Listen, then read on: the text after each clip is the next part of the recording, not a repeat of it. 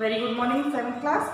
हम लोग an adventure second chapter पढ़ रहे थे, उसके आगे बढ़ते हैं। आप लोग को बता दिया था ये नेपाल के बारे में स्टोरी है, कल्चर, वहाँ के लोग, शेरपास हम लोग जानेंगे। तो हम लोगों ने क्या समझा था, जो राइटर है वो ट्रैकिंग के लिए जाता है, 4 शेरपास को हायर करता है। डोको जो आपको बास्केट के बारे में बताया वो जो बैठा हुआ है, ठीक है, इतना बता दिया था। शेरपास के बारे में बता दिया था कि ये अमेजिंग पीपल होते हैं, ये कभी मतलब थकान का इनके अंदर नामो निशान नहीं होता है।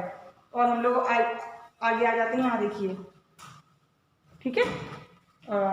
They step over logs and up rock steps with amazing ease.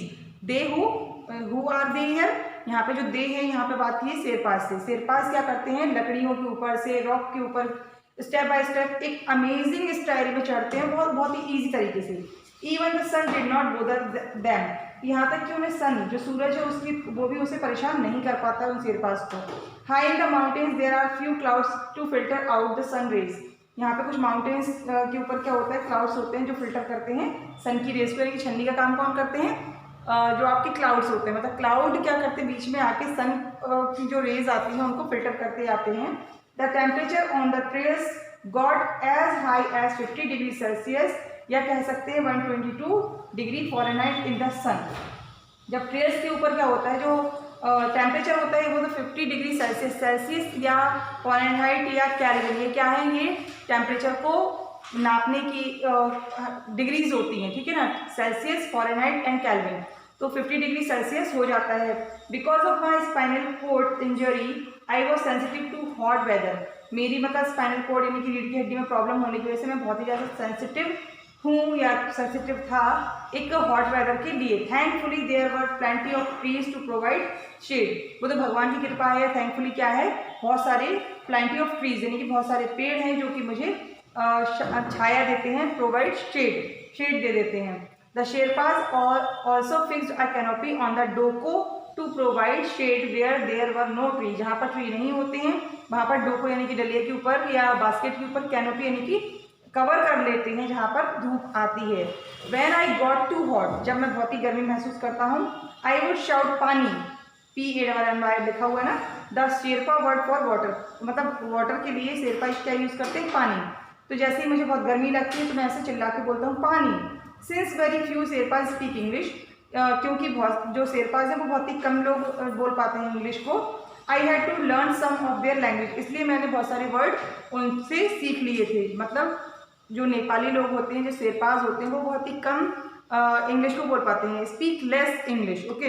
इसलिए उसने बहुत सारे लैंग्वेज के वर्ड यूज़ कर लिए। When I said pani they stop, took my hat and soaked it in a cold water coming out of the one of many pipes stuck in the mountains. Mountain के वहाँ पे ये लोग क्या बहुत सारे पाइप लगा के रखते थे।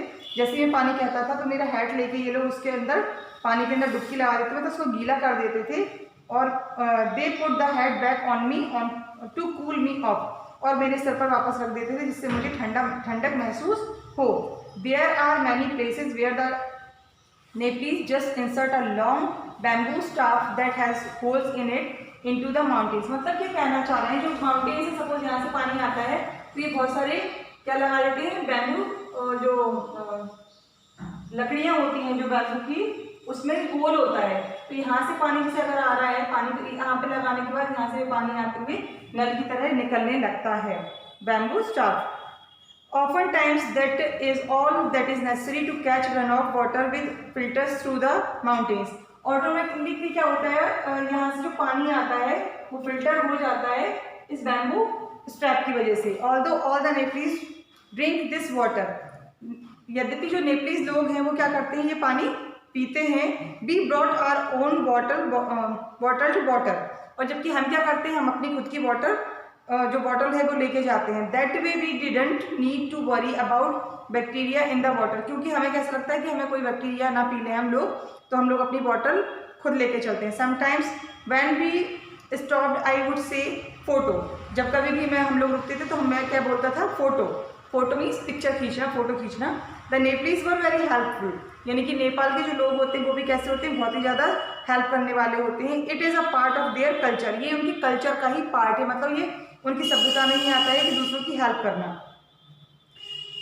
Most didn't speak English but then that didn't stop them, हालांकि उन लोगों को बहुत ज़्यादा इंग्लिश नहीं आती है या बहुत ज़्यादा लोग नहीं बोल पाते हैं, लेकिन फिर भी इंग्लिश की वजह से वो कभी रुके नहीं, इसलिए वो कभी उनको रोक नहीं पाया। If it look like I needed help eating or laying down or doing just about anything, the Sherpas were sure to offer them assistant, they are very kind and gentle people.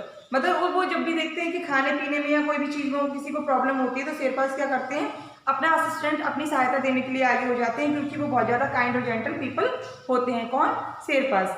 Twice a day we would stop to eat, हम लोग 2 दिन में जैसे कहीं रोकते थे खाने के लिए। The main dish for the Nepalese is dal bhat, जो नेपलीज की सबसे ज़्यादा पॉपुलर डिश होती है जो खाने के लिए यूज़ होती है, dal bhat, which consist of white rice and lentil soup and usually plain or curried green vegetables. मतलब दाल चावल तो आप जानते हैं ना, उसको ही दाल भात कहा गया है कि सफ़ेद रंग के चावल होते हैं और दाल मतलब सूप टाइप की होती है, उसमें बहुत सारी सब्जियां भी डली होती हैं।